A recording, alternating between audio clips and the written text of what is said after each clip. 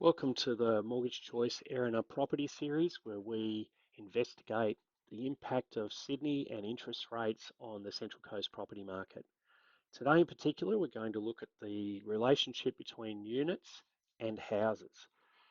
Now, we'll kick that off with this chart here from SQM Research. You can see that from around 2009 through to 2016, the gap between houses and units, houses being light blue and all units being light pink, as you can see in the key, was roughly the same. There's a real proportional slight increase in values over that period of time. Things got a bit crazy around here, and largely this gap between houses and units started to expand to this point. This is, I believe, because Sydney house prices became very expensive in relation to Sydney unit prices. So you can see that Sydney, when that happens in Sydney, people move from the big smoke to the Central Coast in recognition of the fact that their housing is cheaper. We can attest that during this period of time, we had a real first home buyer boom, and it was mostly young couples looking to start a family with a house. And the gap began to widen. We could also attest to the fact that throughout this period of time, there's been very little in the way of land releases on the Central Coast. The North End has had quite a lot, but nowhere near the demand. So unless we see that change, I can't see that house prices are going to get cheaper quickly.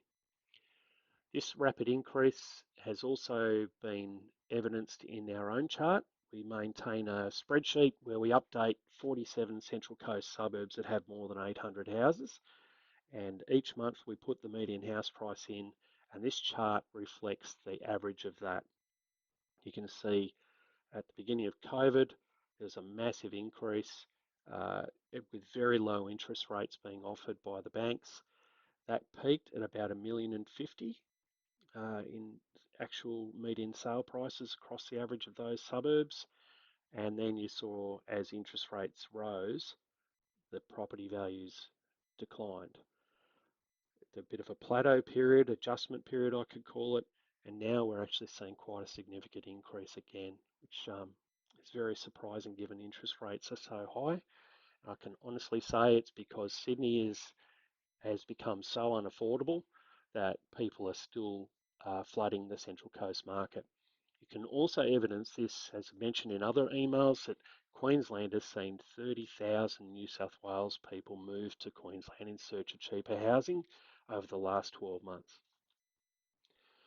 Now, if we move back up to this, we see in this period here from COVID through to the end of the lockdowns, you saw the gap increase continuously.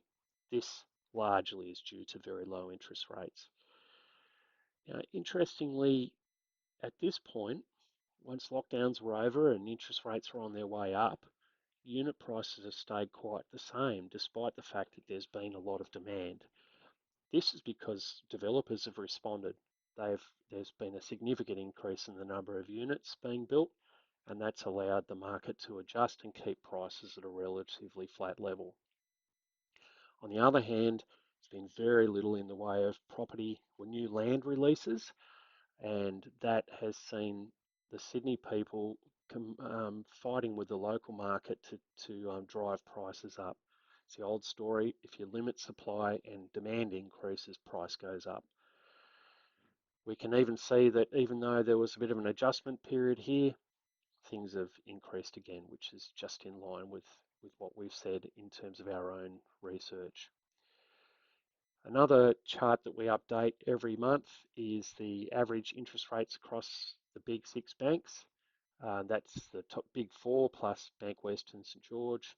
We just average these out, and you can see that the Reserve Bank's massive increase in the cost of funds for the banks has seen the variable rate go up to a point where it's at just over 6.5%. Well, actually, you can get better deals than that at just over 6%, depending on how much equity you've got.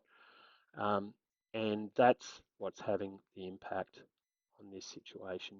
Increased demand, despite the fact that there's higher interest rates, lack of supply on the Central Coast for new houses, is resulting in this relationship change.